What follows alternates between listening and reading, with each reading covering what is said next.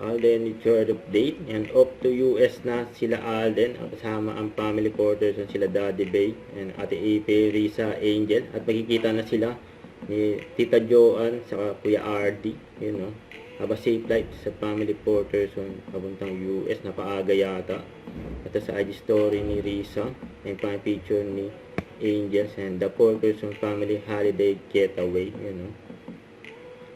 And IG story ni Alice sa ni April. Prayer room at dinalaw muna nila si Lolo Danny bago sila lumipad patungong US. Yan nga ba safe flight. Ito post ni Guro Larry, sabi niya kay Aden, he's amazing to write with, super humble, extremely hungry and very hardworking. Can't wait to train with him more. Yun no? Aden Richards yun. Happy birthday, Sarah, and thank you for always taking care of us whenever we're here sa Taste of LA. See you soon, and thank you for everything. God bless. Yun no? Sa lahat po ng mga kaibigan natin sa press and media, we would like to thank your utmost support po to all of us, especially to my co-Sparkle artists here in GMA, and also to all the projects that the network has been doing, and we're very much grateful for your presence still.